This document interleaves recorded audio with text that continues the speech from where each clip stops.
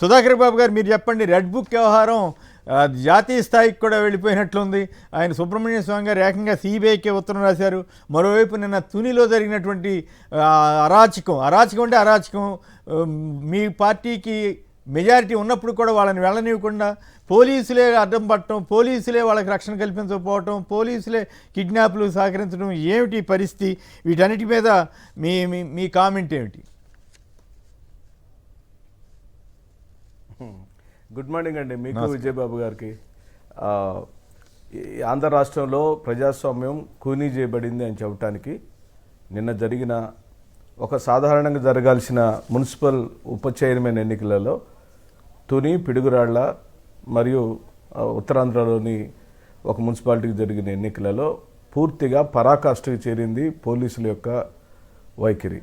సరే, కూటమి ప్రభుత్వం దొడ్డిదారిన వైస్ చైర్మన్ పదవిని చేజిక్కించుకొని ఏం సాధించాలనుకుంటుందో మనకైతే అది అర్థం కాదు.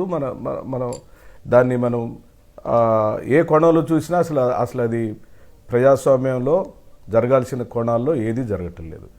అయితే పోలీసులు వాళ్ళు చట్టాన్ని కాపాడాల్సిన వాళ్ళు, న్యాయాన్ని కాపాడాల్సిన వాళ్ళు, ప్రజా భద్రతనివ్వాల్సిన వాళ్ళు అధికార పార్టీకి పూర్తిగా తొత్తులుగా మారిపోయారు అనేది మా వాదం.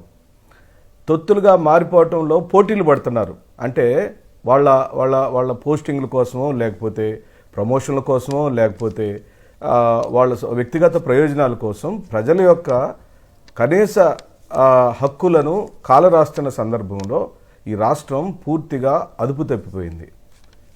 చంద్రబాబు నాయుడు గారు, లోకేష్ గారు, పవన్ కళ్యాణ్ గారు ఒక పద్ధతి ప్రకారం రాజకీయాలు చేస్తే వైఎస్ఆర్ కాంగ్రెస్ పార్టీ నాయకులకు కానీ, మా నాయకుడైన జగన్మోహన్ రెడ్డి గారికి కానీ ఎలాంటి అభ్యంతరం లేదు. వాళ్ళకి మ్యాండేట్ ఇచ్చారు ప్రజలు, వాళ్ళు పరిపాలించాలి.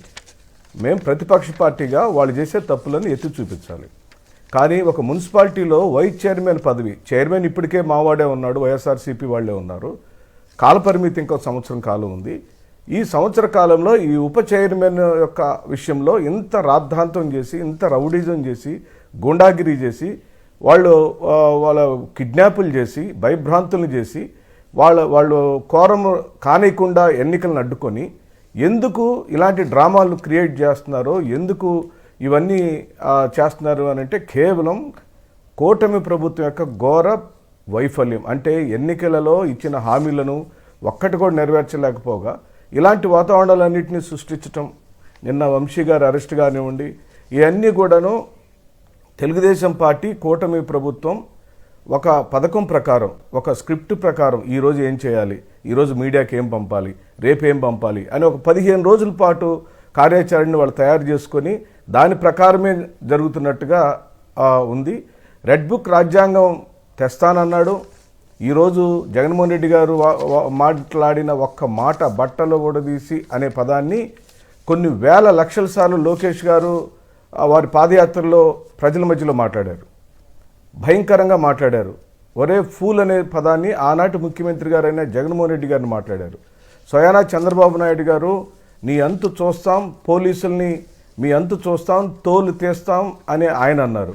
పవన్ కళ్యాణ్ గారు అయితే తొక్క తీసి నార తీస్తాను, నా సంగతి మీకు తెలియదు నేను అని ఆయన అంటే మీరు ప్రతిపక్షంలో ఉన్నప్పుడు ఇదే పోలీసుల మీద మీరు మాట్లాడిన భాష, మీరు ప్రయోగించిన పదజాలం ఒక్కసారి గుర్తు చేసుకోమని చెప్పి అంటున్నాం. ఈరోజు వాళ్ళు పోలీసు వాళ్ళు అయ్యే మొఖాలు, అయ్యే జగన్ గారికి ఆ రోజు చంద్రబాబు నాయుడు గారి మీద, ఆ చంద్రబాబు నాయుడు గారు ఉపయోగించిన భాష మీద ప్రెస్ మీట్లు పెట్టారు. సుబ్రహ్మణ్య స్వామి గారు రాయటం అంటే అదొక బాధ్యతాయుతమైన పౌరుడిగా భారతదేశంలో హక్కులకు పూర్తిగా భంగం కలుగుతున్నప్పుడు, రాజ్యాంగాన్ని పూర్తిగా తొంగలో తొక్కినప్పుడు ఆయన అనేక మార్లు ఈ దేశంలో చక్కటి మంచి నిర్ణయాలకు కారకులయ్యారు, అనేకమైన మంచి తీర్పులకు కూడా కారకులయ్యారు. వారు ఆ విధంగా రెడ్ బుక్ రాజ్యాంగం అనే దాన్ని ఆంధ్రప్రదేశ్లో చాలా చక్కగా ఇంప్లిమెంట్ చేస్తున్నారు. వాళ్ళు